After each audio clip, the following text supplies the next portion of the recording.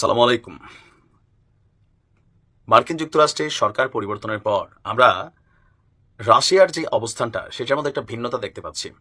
বিশেষ করে ডোনাল্ড ট্রাম্পের সরকার, তিনি রাশিয়ার প্রতি যথেষ্ট নমনীয় মেন্টালিটি পোষণ করেন। এই যে সারা বিশ্ব জুড়ে শুল্ক বাণিজ্য ছড়িয়ে দিলেন, কিন্তু সেখানে রাশিয়াকে তিনি এক পয়সাও শুল্ক নির্ধারণ করলেন না। আর একটা মজার বিষয় হচ্ছে, উত্তর কোরিয়াকেও করেন নাই। আবার রাশিয়া ইউক্রেন যুদ্ধকে কেন্দ্র করে আমেরিকার যে অবস্থান, সেটাও রাশিয়ার পক্ষে। বিপাকে পড়েছে ইউক্রেন।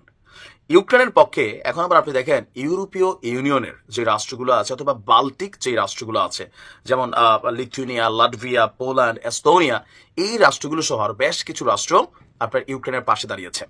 আবার রাশিয়ার ঠিক নাকের ডগায় যে রাষ্ট্র আছে পোল্যান্ড, সেই পোল্যান্ডেই ন্যাটোর বিস্তার আরো অনেক গুণ বাড়ানোর চেষ্টা করছে আপনার ন্যাটো রাষ্ট্রগুলো যারা আছেন তারা। এই সকল কিছুকে দেখে রাশিয়ার নতুন সিদ্ধান্ত, যেটা পুরানা অনেকটা আগানো ছিল, সেখানে আরো এক ধাপ এগিয়ে গেল। কোনোভাবেই যেন হুমকি ধামকি, মানে বাড়ির সামনেই এই যে ন্যাটোর এত বড় একটা স্থাপনা তৈরি হচ্ছে, সামরিক বাহিনী আসতে যাচ্ছে, বাট পুতিন পাত্তা দিতে চাচ্ছেন না।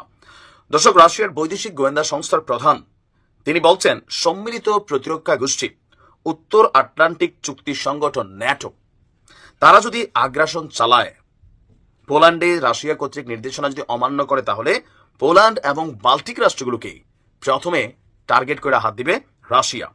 সের্গি নারিশকিন, যিনি এই সংস্থার প্রধান আছেন, তিনি বলছেন, ন্যাটো যদি রাশিয়া বা বেলারুশের প্রতি হুমকি হয়ে দাঁড়ায়, তবে মস্কো পুরো সামরিক জোটটির ক্ষতি করবে। মানে ন্যাটোর বিরুদ্ধে যুদ্ধ নামানোর জন্য রাশিয়া প্রস্তুতি নিচ্ছে। তবে প্রথম টার্গেটে যারা আসবে পুতিনের শিকারের থাবায়, এরা হচ্ছে পোল্যান্ড, লিথুয়ানিয়া, লাটভিয়া এবং এস্তোনিয়া। ইউক্রেনে রাশিয়ার আক্রমণের লক্ষ্য পূরণ হলে মস্কো যে ইউরোপের সাবেক পূর্ব ব্লকের সদস্যদের দিকে নজর দিবে, রাশিয়ার এই বক্তব্য সেটাকে আরো স্পষ্ট করে তুলছে। তিনি বলছেন যে বর্তমানে আপনার ইউরোপীয় মহাদেশে বর্তমান বড় অত্যন্ত বিপজ্জনক সংকটের জন্য মানে প্রস্তুতি হচ্ছে। পোল্যান্ড এবং বাল্টিক রাষ্ট্রগুলো বিশেষভাবে আগ্রাসী, অন্তত কথার ক্ষেত্রে তারা ক্রমাগত যুদ্ধের হুমকি দিয়ে যাচ্ছে রাশিয়ার বিরুদ্ধে। পুতিন বলছেন যে তাদের এটা বোঝা উচিত, যদিও তারা এখনো তা না বোঝে। আপনার রাশিয়া এবং বেলারুশের বিরুদ্ধে এই ন্যাটো যদি কোনো ধরনের ভূমিকা নেয়, তাহলে পুরো ন্যাটো জোটটি ক্ষতির মুখে পড়বে রাশিয়ার কারণে। তবে সবচেয়ে বেশি ক্ষতির শিকার হবে সেই রাজনৈতিক মহলগুলোর সদস্যরা যারা পোল্যান্ড এবং বাল্টিক রাষ্ট্রগুলোতে এই ধরনের ভাবনায় আছে। এছাড়া পোল্যান্ড সম্প্রতি পরমাণু অস্ত্র সংগ্রহের আগ্রহ প্রকাশ করার পর সেখানে পরমাণু স্থাপনা তৈরির জন্য বেশ কিছু কর্মকাণ্ড চালিয়ে যাচ্ছে, যা রাশিয়া মনে করছে এটা পোল্যান্ডের নিরাপত্তার জন্য অলাভজনক হচ্ছে। এটাকে রাশিয়া কোনোভাবেই মেনে নিবে না। পোল্যান্ড, বেলারুশ ও কালিনিনগ্রাদ অঞ্চলের সীমান্ত বরাবর প্রায় 20 লক্ষ ট্যাঙ্ক বিধ্বংসী মাইন বসানোর যে পরিকল্পনা করছে, তাতেই তাদের যে আপকামিং সম্ভাব্য হুমকি রাশিয়ার পক্ষ থেকে সেটা কিন্তু স্পষ্ট।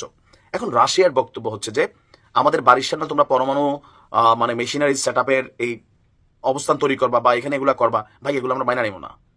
কারণ ন্যাটোর সবচেয়ে বড় টার্গেট হচ্ছে রাশিয়া, আর ন্যাটোকে যারা পরিচালনা করে গুটি কয়েক রাষ্ট্র, এর মধ্যে যুক্তরাজ্য, জার্মানি, এই দুইটা রাষ্ট্র সবচেয়ে বেশি রাশিয়া বিরোধী অবস্থানে আপনারা কিন্তু তারা আছে, তারপরে ফ্রান্স।